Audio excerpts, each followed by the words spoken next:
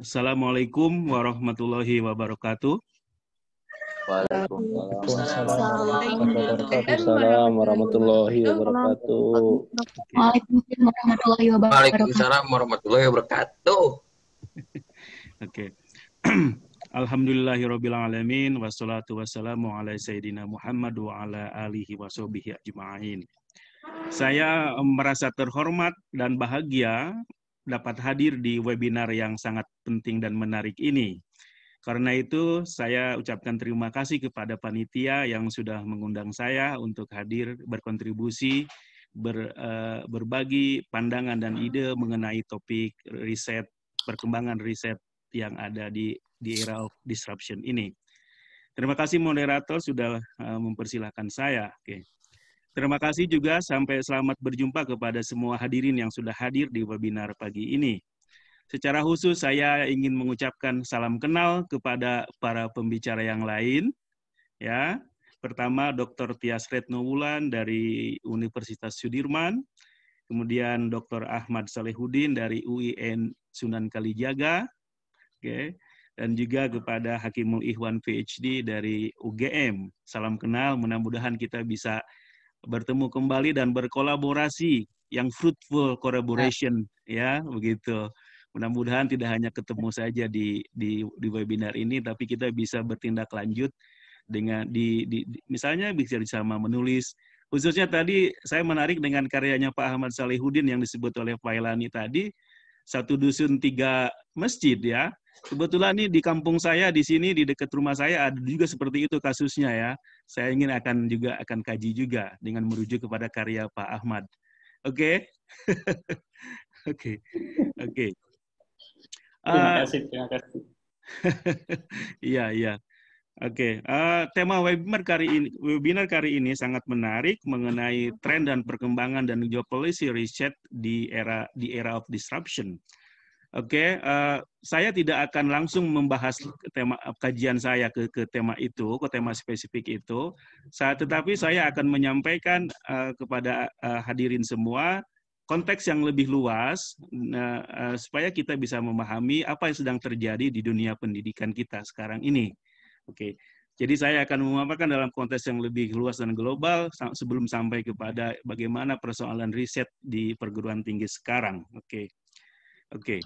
Untuk itu saya ingin berbagi layar kepada hadirin semua supaya kita bisa lebih interaktif ya.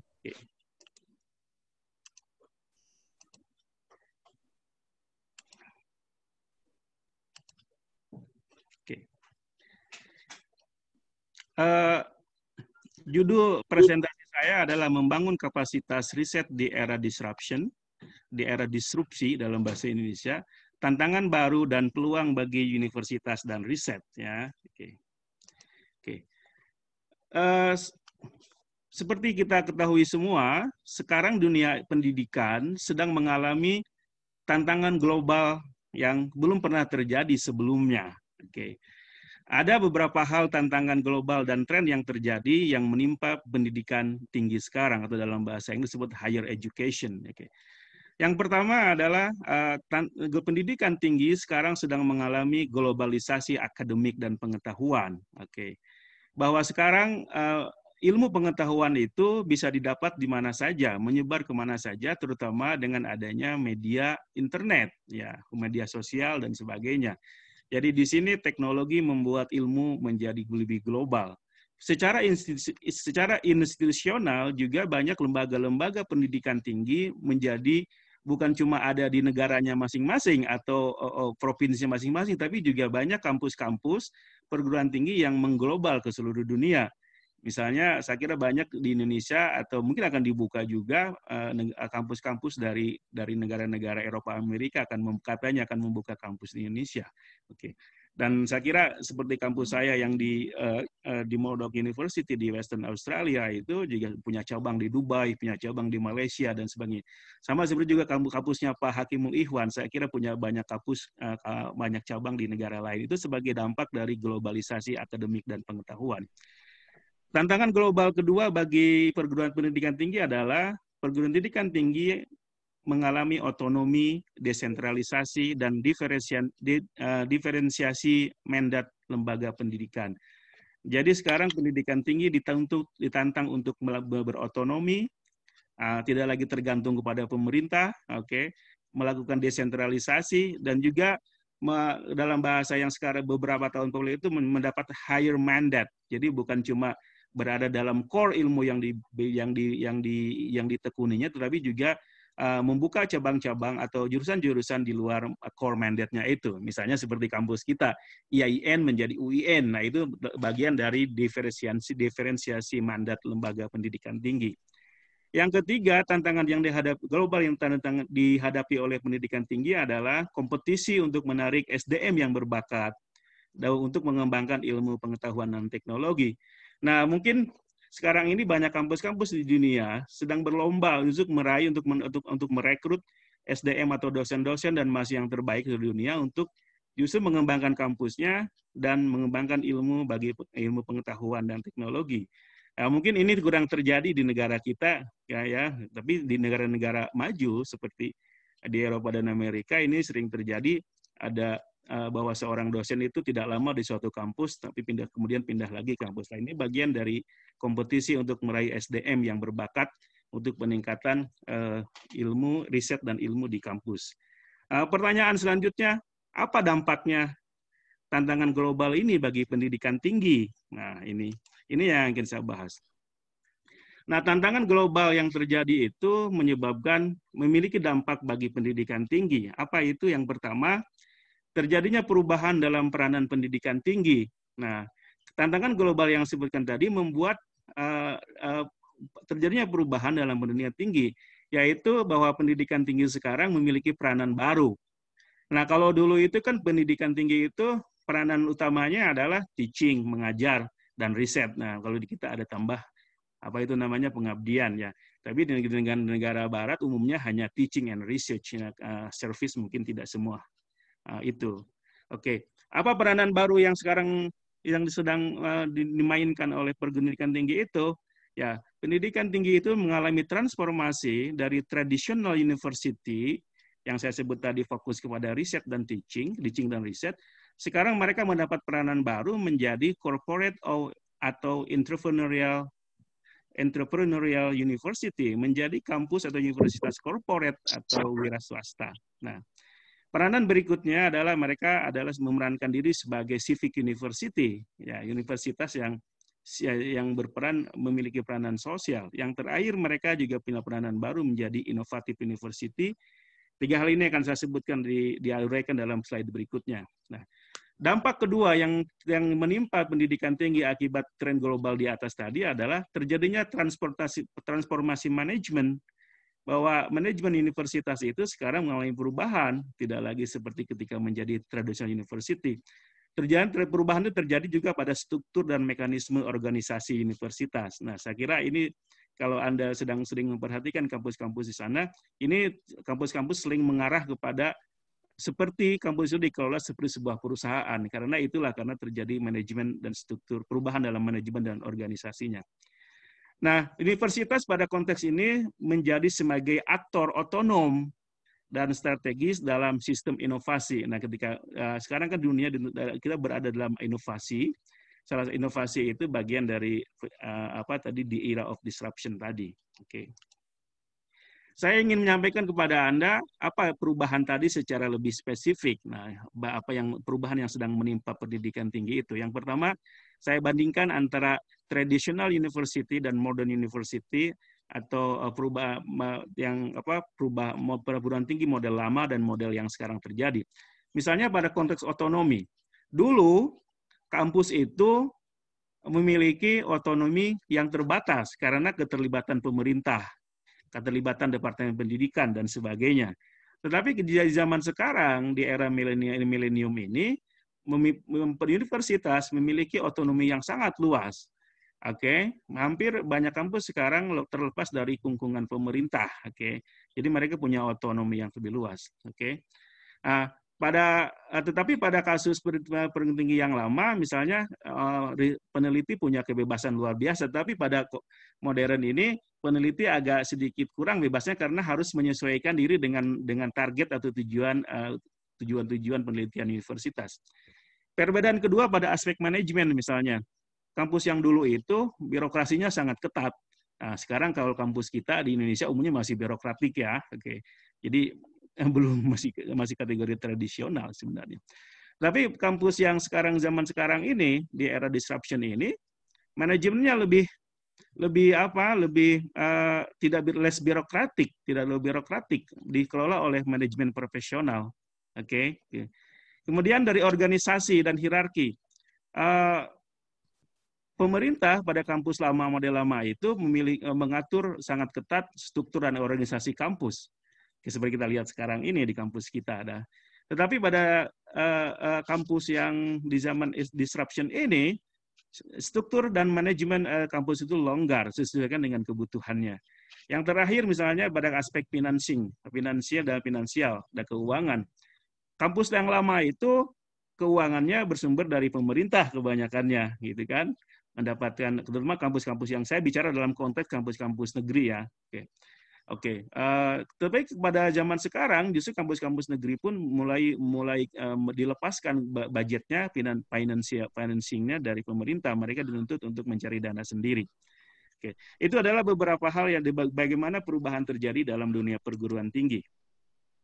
So, now it's not the usual business. Dengan tantangan global tadi dan perubahan yang dampak yang dialami perguruan tinggi, sekarang persoalannya kampus ini bukanlah not the usual business, bukanlah urusan yang biasa-biasa saja. Oke, ini hal yang serius yang sedang terjadi yang mesti direspon dengan bagus. Oke, apa yang terjadi? Paradigma dan praktek lama ditantang oleh adanya disruption tadi. Disruption tadi salah satunya dengan memunculkan teknologi digital sekarang ini. Oke. Apa itu disruption atau disruption? Itu disturbance or problem. Kalau kita sering bicara tentang disruption, apa itu disruption? Disruption itu semacam gangguan atau problem yang muncul yang mengganggu apa yang sedang terjadi, gitu. Jadi gangguan. Tapi bisa juga dalam konteks lebih luas, disruption itu adalah perubahan yang radikal terhadap misalnya industri atau market yang ada yang berasal dari inovasi teknologi. Karena itu dunia perguruan tinggi itu perlu beradaptasi untuk survive dan thrive. Nah, dengan perubahan yang tadi, supaya bisa survive dan thrive, maka salah satu cara yang saya kira salah satu caranya untuk bisa survive dan thrive itu pendidikan tinggi harus melakukan adaptasi terhadap perubahan yang ada. Oke. Bagaimana sebaiknya perguruan pendidikan tinggi itu merespon perubahan global di atas tadi? Nah, jawaban saya adalah perguruan tinggi, pendidikan tinggi harus membangun apa yang disebut dengan knowledge triangle sebagai kerangka fundamental mereka dalam upaya mereka merespon dan beradaptasi terhadap perubahan global yang terjadi. Istilah knowledge triangle ini saya merujuk kepada karya Unger et al. Tahun 2016 dalam artikelnya New Challenges for Universities in the Knowledge Triangle.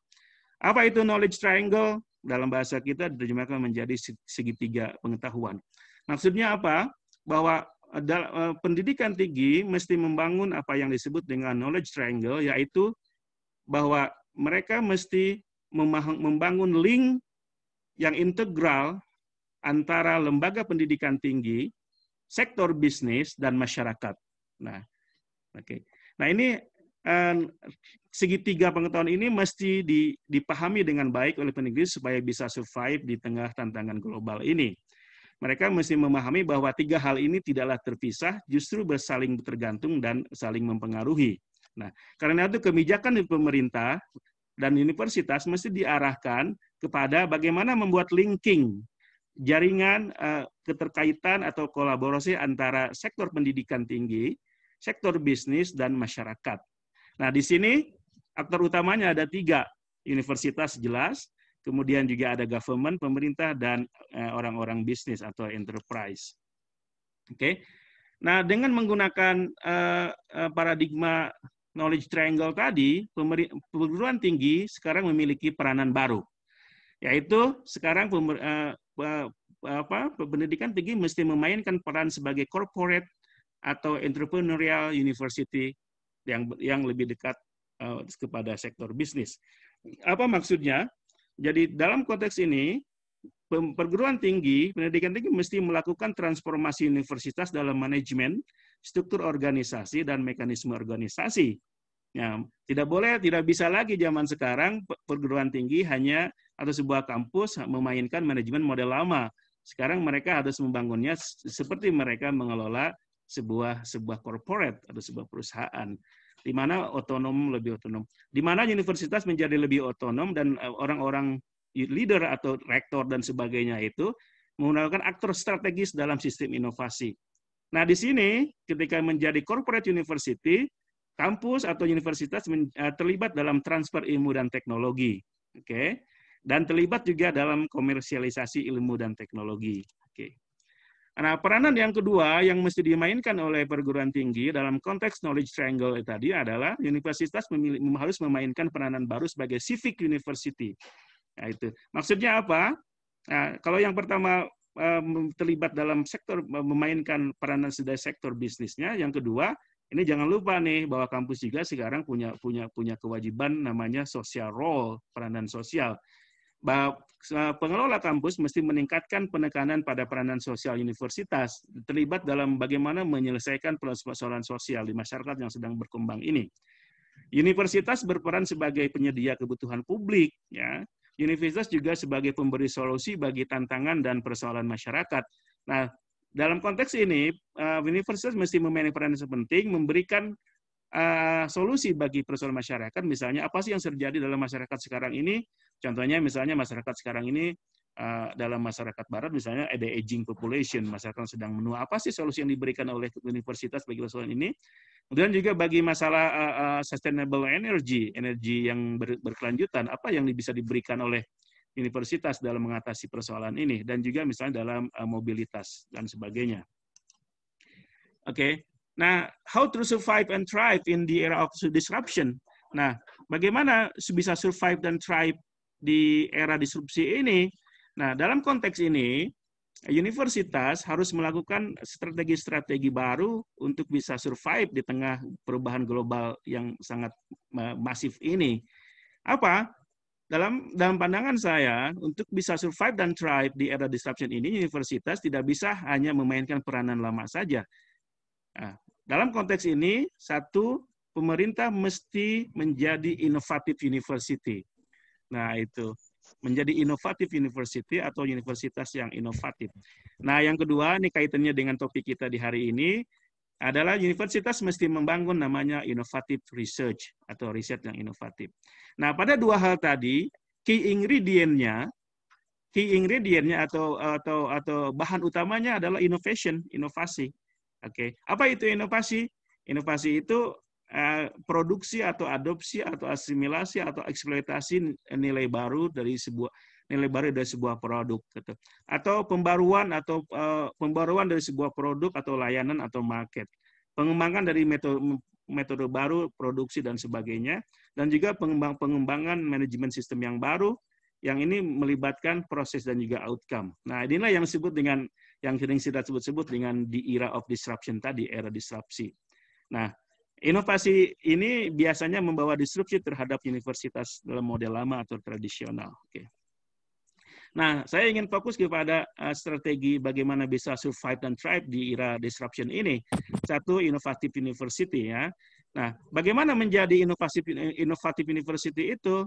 Nah, perguruan tinggi sekarang mesti menjadi inovatif university dalam kerangka knowledge triangle tadi. Tidak memisahkan antara universitas sebagai lembaga pendidikan, sebagai riset, dan sebagai lembaga bisnis, dan sebagai orang yang peduli terhadap masyarakat. Nah, di sini, dalam konteks ini, universitas mesti menjadi pendorong inovasi. Pihak yang terdepan sebagai innovation drivers, sebagai pendorong inovasi. Bagaimana caranya? Dalam konteks ini, universitas untuk bisa survive ini di zaman untuk menjadi inovatif university, universitas harus mengganti DNA-nya. DNA yang lama itu universitas biasanya fokus kepada teaching, fokusnya gitu kan, pengajaran, riset pun riset yang tidak terarah, yang ya dan sebagainya. Nah, sekarang harus rubah DNA itu untuk menjadi inovatif university. Nah, ini ada dalam bukunya Clayton Christensen dan Henry J. Eyring, ya, The Innovative University, Changing the DNA of Higher Education from the Inside Out. Oke, itu yang pertama. Yang kedua, universitas mesti sediakan anggaran besar untuk research dan development. Nah, ini masih sangat jauh di kampus kita ya, walaupun ada upaya-upaya bagus dari pemerintah kita untuk menyediakan anggaran riset dan development yang bagus. Nah, untuk menjadi inovatif university mau tidak mau, kampus dan negara, yang kalau memang itu kampusnya negeri, harus menyediakan anggaran yang besar bagi riset dan pengembangan. Gitu. Kalau tidak, ini hanya cerita-cerita saja di seorang rektor, inovatif university dan sebagainya. Kalau tidak menyediakan anggaran yang cukup bagi riset dan development, itu tidak akan terjadi. Yang ketiga, nah ini untuk mendukung inovatif university, kampus, universitas, perguruan tinggi mesti investasi besar yang serius dalam physical spaces, artinya ruang-ruang fisik yang mendukung kreativitas para peneliti.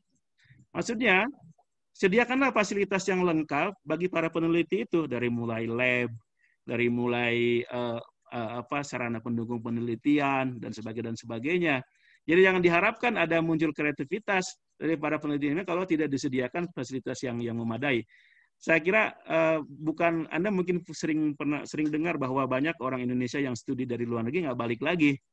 Ya, jangan dikira mereka tidak nasionalisme, tidak. Mereka mungkin karena nggak balik ke Indonesia karena tidak ada fasilitas untuk riset mereka atau kurang penghargaan dari kampusnya dan negaranya sehingga mereka lebih memilih kampus di negara lain atau bekerja di perusahaan asing yang lebih menghargai skill mereka. Oke. Yang terakhir, yang keempat, nah untuk menjadi inovatif university, kampus itu harus bangun kerjasama dan kemitraan jangka panjang dengan industri atau namanya industry partnership. Nah untuk bisa menjadi inovatif university, pimpinan kampus itu mesti bangun nih kerjasama dengan lembaga-lembaga swasta, lembaga industri. Nah, dengan industri, kampus bisa mendapatkan financial support yang memadai. Dan juga perusahaan atau industri bisa mendapatkan cutting edge research, penelitian yang mutakhir, sehingga bisa dikembangkan oleh perusahaan itu untuk kepentingan bisnis mereka. Oke. Nah, yang kedua, untuk bisa survive dan thrive itu, kampus harus melakukan inovatif research. Nah, selama ini kan riset di kampus kita ini seperti tadi dikutip oleh Pak Dekan juga, itu biasa-biasa saja kan, seperti itu. Nah, dalam konteks bisa menghadapi era disrupsi ini, polisi atau kebijakan riset itu tidak boleh biasa-biasa saja, harus mengembangkan apa yang disebut dengan innovative research, yang searah tadi dengan innovative university. Bagaimana caranya? Dalam konteks ini, universitas mesti membangun innovative research dalam rangka yang tadi, knowledge triangle, lembaga pendidikan, bisnis, dan masyarakat. Ini harus tergabung nih dalam riset ini. Ketika dalam membuat sebuah riset, kebijakan riset, atau risetnya, mesti tiga hal ini terhubungkan: kepentingan akademik, kampus, kepentingan masyarakat, dan kepentingan bisnis. Ini mesti linking, mesti interconnected. Nah, riset, baik itu natural sciences atau social sciences, tidak boleh terpisah dari pengajaran atau akademik, tidak boleh terpisah dari bisnis, dan tidak boleh terpisah dari kepentingan masyarakat. Jadi tiga hal ini harus connected untuk menunjukkan bahwa kita adalah universitas yang inovatif dan riset kita adalah inovatif. Bagaimana cara menuju ke sana? Menurut saya adalah riset kita harus berpola pendidikan riset, pendidikan ke arah riset. Maksudnya apa? Dimulai dari pendidikan dulu. Tapi maksudnya di sini pendidikan adalah pengajaran ya. Jadi pengajaran yang dilakukan oleh dosen itu harus research informed teaching. Jadi pengajaran dosen itu harus berbasis atau diinformasi oleh riset. Maksudnya apa? Ketika kita mengajar kepada mahasiswa, kita harus berdasarkan sampaikan kepada mereka riset-riset mutakhir tentang topik yang kita bahas. Nah, dan juga pengajaran mahasiswa terlibat kita ajak dalam riset-riset project real dan relevan sehingga bisa memberikan solusi bagi kepentingan masyarakat. Sejauh ini kan yang sering terjadi, dan saya alami sendiri juga, ngajar kita ini kan hanya itu-itu saja, nggak ada dari tahun ke tahun ya. Sejarang kita melibatkan menunjukkan riset-riset mutakhir kepada mahasiswa atau melibatkan mereka dalam riset. Nah, mungkin karena banyak faktor penyebabnya ya. Yang kedua, strategi untuk melakukan innovative research adalah pendidikan kita itu harus diarahkan kepada inovasi. Nah, dalam pengajaran tadi itu mahasiswa kita ajari untuk menerapkan skill yang diterimanya dalam pengajaran untuk berinovasi dalam proyek riset yang real untuk mengatasi persoalan masyarakat. Jadi dalam pengajaran itu kita arahkan mahasiswa, skill mereka itu digunakan untuk bisa menghasilkan inovasi riset untuk mengatasi persoalan real di masyarakat yang nanti mungkin bisa berguna bisa dalam kerjasama dengan dunia industri. Yang ketiga, riset inovasi. Bapak mohon maaf, saya mengingatkan 5 menit lagi waktunya. Oke, saya hampir selesai ya. Riset inovasi ya. Nah, riset ini tidak bisa biasa-biasa saja. Nah, riset yang dikembangkan oleh kampus itu mesti fokus kepada menghasilkan inovasi. Oke, inovasi itu apa? Sesuatu yang baru daripada yang ada dan sebagainya. Nah, fokus kepada problem solving. Apa sih problem yang ada dalam masyarakat kita, baik itu pemerintah, masyarakat, kampus sendiri, diarahkan ke sana. Sehingga nanti di sini baik solving yang dari masyarakat atau kepada perusahaan. Riset itu mesti berdaya guna. Maksudnya berdaya guna ini bukan dalam bersifat praktis, tapi juga berdaya guna secara akademik dan sebagainya. Dan memiliki dampak kepada kehidupan masyarakat atau use-inspired research. Jadi riset kita itu harus diinspirasikan, didorong dari bagaimana apa sih manfaatnya, baik secara akademik maupun secara praktis bagi persoalan solusi masyarakat yang ada. Yang terakhir, saya kira untuk bisa menghasilkan inovatif university, inovatif research itu, nah kampus, pimpinan kampus mesti membangun namanya a culture of innovative research, yaitu budaya riset yang inovatif. Bagaimana caranya bisa untuk membangun namanya budaya riset inovatif ini, a culture of innovative research. Oke, ini pimpinan kampus, pemimpin universitas dari semua level, dari rektor, wakil rektor, dekon sampai ke bawahnya itu harus punya tujuan riset yang jelas. Apa sih yang menjadi kalau kita di prioritas risetnya dari kampus itu harus jelas tujuannya apa, dan mampu mengkomunikasikannya kepada semua orang. Oh, saya punya riset kampus kita ini dan sebagainya. Harus menjadi efektif komunikator tentang riset mereka. Yang kedua, untuk bisa inovatif, budaya riset inovatif itu, pimpinan harus menyediakan alokasi sumber daya yang memadai untuk pelatihan dan dukungan kepada dosen, peneliti, dan staf. Itu tidak akan berhasil kalau pemerintah atau pemimpin kampus hanya bilang ingin riset, ingin jurnal, tapi tanpa menyediakan alokasi sumber daya yang memadai bagi dosen, bagi pelatihan dosennya, bagaimana menjadi peneliti yang lebih bagus, menjadi dosen yang lebih kreatif dan sebagainya, untuk menjadi peneliti yang lebih kreatif dan berkualitas. Nah, ini mesti alokasi sumber daya yang memadai kepada para dosen, peneliti, dan staf.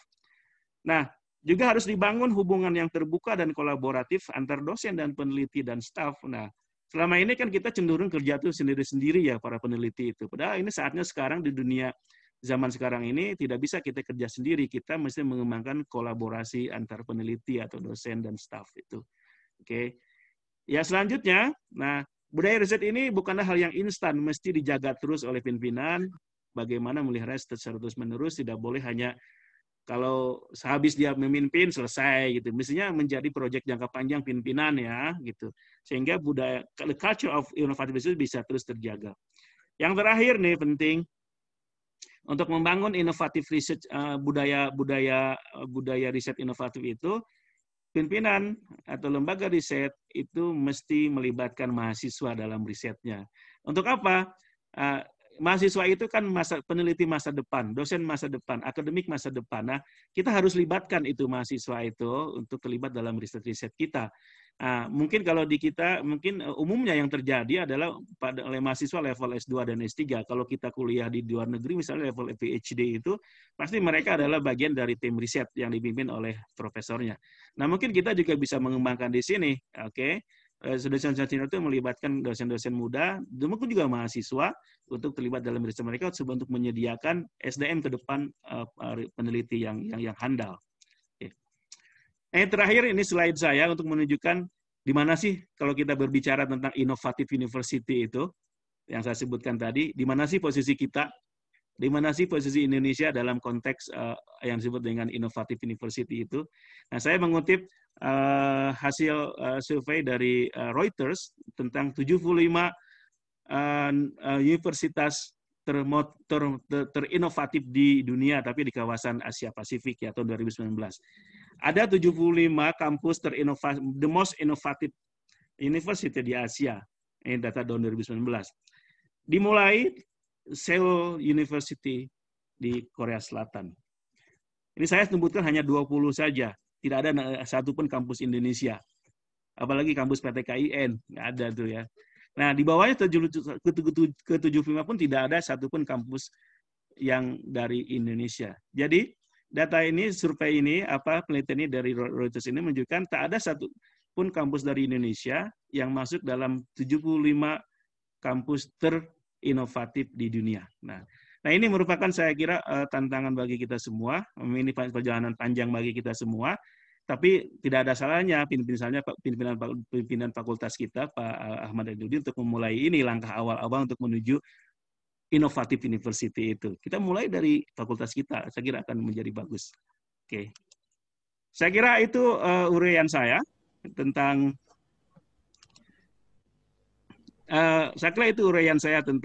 gambaran global yang sedang dihadapi oleh pendidikan tinggi sekarang dan bagaimana tren dan respon kita sebaiknya sebagai universitas untuk menjadi inovatif universities dan pada saat yang sama juga mengembangkan inovatif research. Terima kasih. Mohon maaf. Assalamualaikum warahmatullahi wabarakatuh. Waalaikumsalam. Waalaikumsalam warahmatullahi wabarakatuh. Baik, pemaparan baik. Waalaikumsalam.